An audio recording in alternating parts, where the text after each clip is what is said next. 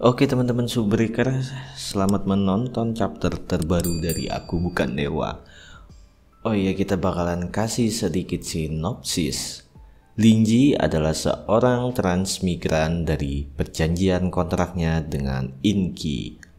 Linji adalah pemilik toko buku di dunia lain yang disebut Kota Nokin. Dia baik dan berhati hangat. Linji sering merekomendasikan buku penyembuhan kepada pelanggan yang mengalami masa sulit. Kalau buat teman-teman yang baru nemuin video ini dan bingung alur ceritanya, tentu aja langsung ke playlist yang udah Mimin buat. Judulnya Aku Bukan Dewa, di situ semua lengkap. Dan jangan lupa subrek ya buat support Mimin. Dan para subbreaker Mimin, makasih banyak yang udah nemenin Mimin dari awal sampai sekarang. Apalagi ini ada Babang Morowe 88 yang udah traktir Mimin, Roko Surya 4 batang buat nemenin Mimin begadangan nulis naskah. Oke, dan buat temen-temen subbreaker semuanya, makasih ya. Gak usah lama-lama dan basa-basi, kita langsung aja ke Aku Bukan Dewa part 15. Setelah pertarungan yang terjadi antara Doris dan Murphy, nampak di luar toko, tepatnya di Jalan Nokin 23, hancur. Nah, yang lucunya sih ini Linji memang bener polos apa gimana, masa di depannya itu ada keributan dia nggak tahu, ya kan? Nah, Joseph telat datang, hanya melihat bekas kekacauan yang terjadi. Dia nampak kesal dan berkata, "Mereka membuat kekacauan sebesar ini, dasar orang-orang gila." Dan di saat itu prajurit bawahan Joseph datang untuk melapor.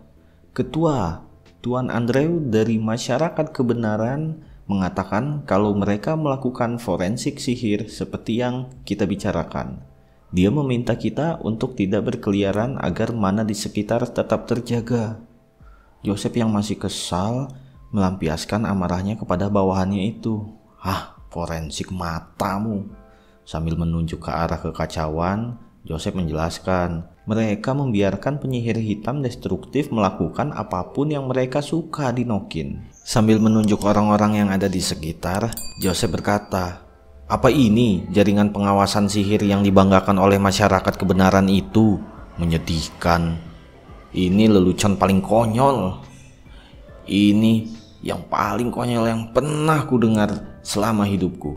Namun Joseph yang selalu apa adanya dan temperamen tidak mempunyai rasa segan. Dia berbicara kasar, sangat keras dan didengar oleh para anggota dari jaringan masyarakat kebenaran. Buat informasi aja ya, jaringan masyarakat kebenaran itu sama aja kayak polisi-polisi gitulah kalau di sini di dunia. Mereka mengungkap kejadian yang nyata tanpa adanya pihak kedua dan ketiga. Mereka bersifat independen dan tidak berpihak. Nampak para anggota jaringan masyarakat kebenaran terlihat kesal dengan ucapan Joseph. "Baci, aku bersumpah kalau aku bisa memukulnya." Hei, lupakanlah. Batu itu juga diledakkan oleh mantra tingkat destruktif. Mantan kesatria radian itu sifatnya selalu seperti itu. Biarkan saja dan pindah-pindahkan batu itu. Cepat. Di saat mereka sedang bergosip tentang Joseph, mereka dikagetkan karena tiba-tiba Joseph sudah di dekatnya dan berkata, "Ayo bekerja sama dengan orang-orang idiot ini terlebih dahulu dan kita harus menyelesaikan secepatnya kekacauan di area ini." "Apa ada hal lain yang ingin dilaporkan di divisi intelijen?" tanya Joseph kepada bawahannya. Sambil melihat laporan yang ada di tangannya, wanita itu menjawab pertanyaan Joseph. Mereka juga menemukan kalau target penyihir hitam adalah toko buku itu. "Apakah kita harus masuk dan menyelidiki toko buku itu, Tuan?"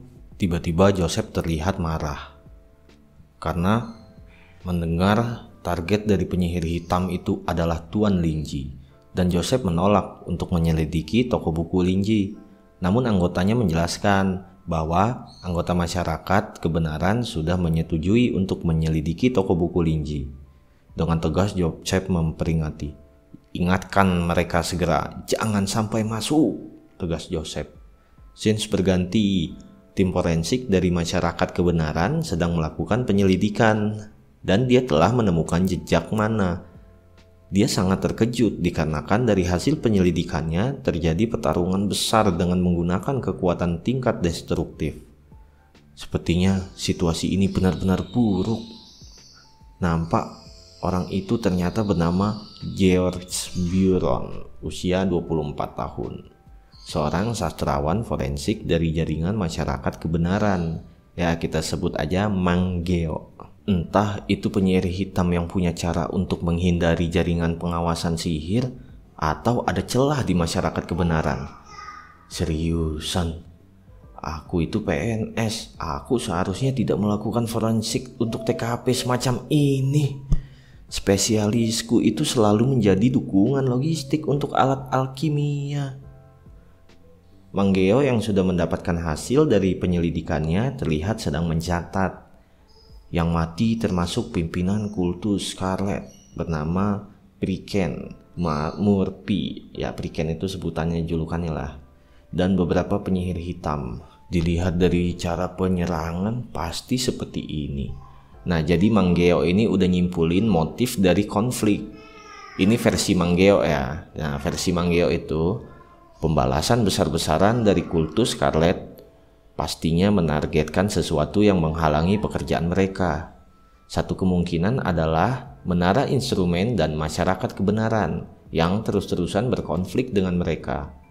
Bahkan dengan penggabungan penyelidikan masyarakat kebenaran dan menara instrumen rahasia, lokasi bibit cermin ajaib tetap tidak diketahui. Jika mereka tertangkap, mereka lebih baik bunuh diri daripada memberitahu rahasia mereka. Itu motif pertama. Nah, ini motif keduanya guys. Alasan lainnya yaitu karena Priken atau Murphy yang selalu menciptakan zombie dengan peti matinya, peti mati peristirahatan abadi. Zombie-zombie itu adalah boneka dan jumlahnya sangat banyak. Walaupun mereka relatif lemah, mereka masih menyebabkan banyak masalah. Dan target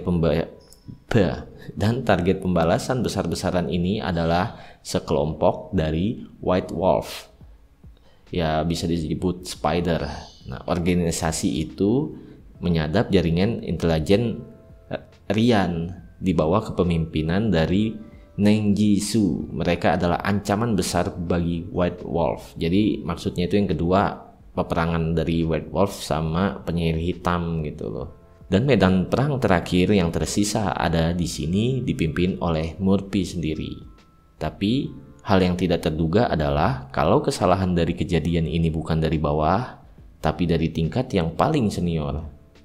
Pemimpin tertinggi Priken Murphy dibunuh di pertempuran yang seharusnya sempurna ini.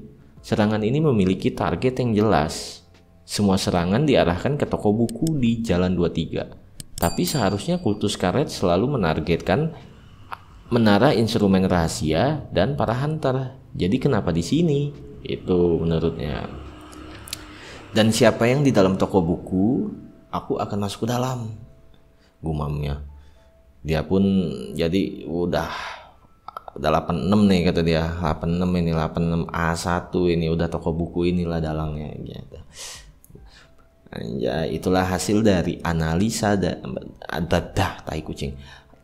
Itulah analisa dari Mang Geo. Mang Geo udah dikasih hidup tenang tapi malah mau cari lubang buaya dia. Goblok. Banyak nyali dia. Belum kena ceramah no jutsunya Linji. Oke, lanjut. Mang Geo pun penasaran dan berjalan memasuki toko buku Linji. Sesampainya di dekat toko, dia diberhentikan oleh beberapa orang yang bertugas. Mang Geo, tunggu, jangan masuk. Tapi ya namanya juga Mang Geo, dia tetap aja mau masuk. Dia ngerasa di depan pintu semuanya udah terasa normal dan nggak ada ancaman buat dia lah gitu. Dan Mang Geo pun jadi korban Linji selanjutnya kayaknya ini. Tapi ya nggak tahu gitu lanjut. Tai kucing. Saat berjalan dan ingin membuka pintu, Joseph memegang pundak Mang Geo. "Cuk, mau ngapain lo ke dalam asu?" ucap Joseph. Dengan tatapan yang sinis, Mang Geo menjawab, "Tuan Joseph, itu pertanyaan yang aneh. Tentu saja aku ingin menyelidiki toko buku yang mencurigakan ini. Pekerjaanku itu untuk mencari tahu apa yang terjadi di sini. Dan orang yang ada di dalam toko buku ini pastinya orang yang menarik. Aku perlu memberikan kebenaran ke masyarakat. Dengan serius, Joseph memberikan saran kepada Mang Geo. Demi kewarasanmu, jangan lakukan itu. Jangan masuk, Cok. Mang Geo yang mendengar ucapan Joseph, dia merasa tersinggung. Hah? Kewarasan? Kau meragukan kewarasan dari sastrawan masyarakat kebenaran sepertiku? Pengetahuan membuat otakku tenang. Kewarasan adalah sesuatu yang setiap sastrawan harus miliki. Walaupun kau seorang destruktif, senior yang dihormati, kau tidak bisa bercanda tentang kewarasanku. Joseph yang memang tahu bahwa kewajiban menyelidiki toko buku itu dia merasa tidak bisa banyak berkata-kata. Dia hanya bergumam, sial, sungguh merepotkan berbicara dengan sastrawan yang keras kepala ini. Apa aku pukul saja dia, biar bisa membuatnya diam, gumam Joseph. Terserahlah, menara instrumen rahasia masih membutuhkan alat alkimia dari masyarakat kebenaran. Aku akan menyuruh Claude untuk berurusan dengan mereka. Ini bukan urusanku. Hei Mang, klasifikasi dari toko buku ini kelas 1. Menara instrumen rahasia mengklasifikasikan area ini sebagai kelas 1 baru-baru ini. Mereka hanya belum memperbarui database dari masyarakat kebenaran. Asal kau tahu, pemilik toko buku ini sudah membantu kita. Jangan bodoh. Kupikir dia tidak akan suka diselidiki olehmu. Mang Geo pun kaget mendengar peringatan dari Joseph. Masyarakat kebenaran pada dasarnya tahu tentang apapun di Nokin. Kenapa kami tidak menemukan entitas kelas 1 tepat di depan kami selama bertahun-tahun? Lagi pula, jaringan pengawasan sihir kami dibangun oleh kebijaksanaan duniawi. Itu sendiri kami seharusnya tidak melewatkan apapun secara teori. Gumam Mang Geo Mang Geo yang terlihat panik dikarenakan toko buku yang menurutnya biasa saja ternyata satu-satunya di Nokin yang mempunyai pengawasan spesial. Joseph melanjutkan pembicaraannya. Hei Mang, apa kau pikir aku berbohong? Hanya mereka penyihir hitam destruktif yang mengaktifkan mantra destruktif di sini. Tapi jaringan milik kalian itu tidak bisa mendeteksi apapun pastinya. Kita harus berterima kasih pada pemilik toko buku yang menghentikan mereka. Kalian bahkan tidak secepat menara instrumen rahasia. Kau seharusnya menyelidiki dirimu sendiri dahulu. Yah, jawab Mang Geo yang habis dapat siraman rohani dari Le Joseph. Di saat yang bersamaan, ternyata dari toko buku nampak suara lonceng pintu berbunyi. Kling, tanda pintu terbuka. Saat itu juga si Doris keluar dari toko buku Linji. Ya, mereka terkejut dikarenakan dengan wujud yang jelas terlihat bahwa Doris adalah elf. Mang Geo heran dan dia terkejut. Kenapa ada elf di Nokin? Dan kenapa dia? Nah, tapi Joseph udah gak heran lagi. Kalian tahu kan momen Le Joseph ini ke toko buku, Joseph emang udah nyangka kalau Linji itu elf. Aku benar, pemilik toko buku ini benar-benar seorang elf bangsawan. udah diperjelas lagi. Jadi elf dan manusia itu nggak mungkin bersamaan karena para elf adalah ras eksklusif dan membanggakan. Mang Joseph udah tahu kalau elf yang dia lihat itu berdarah murni. Jadi sekarang ini udah buat Joseph nambah yakin kalau Linji itu bangsa elf. Dan dia keinget buat ngembaliin buku yang dia pinjem dulu. Terus dia mikir, pedang kandela miliknya itu harus dapat pemilik baru. Kalau nggak dia bakalan terus-terusan merasa terbebani sampai dia gila. Karena pedang itu kan bisa buat kewarasan hilang gitu. Jadi kalau menurut Mimin sih pedangnya itu ya bakalan dikasih ke Linji. Doris yang melihat Mang Geo di depan toko buku kesayangan Silver, dia paleng. Doris langsung bertanya sambil ngeluarin tongkat iris model sagenya itu. Hei manusia, apa yang kau lakukan di depan pintu tuanku? Mendengar kata tuan, Geo langsung panik karena dalam sejarah hanya ada 4 penyihir asli yang dilihat sebagai tuan buat para elf. Jadi 4 penyihir asli itu yang tersisa tinggal Silver. Geo nambah panik lagi sambil dia bergumam. Apa itu artinya? Tidak, bagaimana bisa? Tidak mungkin. Karena mereka masih saja di depan toko buku dan tidak merespon ucapan Doris. Dengan tegas Doris berkata sambil menunjukkan aura yang mencengkram. Masyarakat kebenaran benar-benar semakin kurang ajar. Apa karena kebaikan tuanku sehingga kalian menunjukkan keberanian yang bodoh ini? Apa kau ingin aku menghancurkanmu? Sepertinya keingintahuanmu mengacaukan otakmu yang membuat keberanianmu melirik tuanku. Manggeo yang sangat ketakutan bahkan sampai mau menangis. Dia hanya kaku dan membisu, tidak bisa berkata apa-apa. Tapi dalam hatinya dia menyesali perbuatannya. Apa yang kupikirkan? Aku mengabaikan saran Tuan Joseph dan bahkan berdebat dengannya. Aku memasuki area kelas 1 yang ditunjuk oleh menara instrumen rahasia. Sekarang aku berselisih dengan Nabi F tingkat destruktif. Aku bersumpah ini bukan yang kuinginkan. Apa yang harus kulakukan sekarang? Namun dikarenakan Manggeo terlihat panik dan takut, Joseph segera membantu menengahi salah paham itu. Nona F, tolong maafkan dia. Dia tidak bermaksud menyinggung. Dia hanya ingin menjalankan tugasnya untuk menemukan apa yang terjadi dan melaporkannya. Itu saja. Dan tuanmu memiliki belas kasihan seperti itu.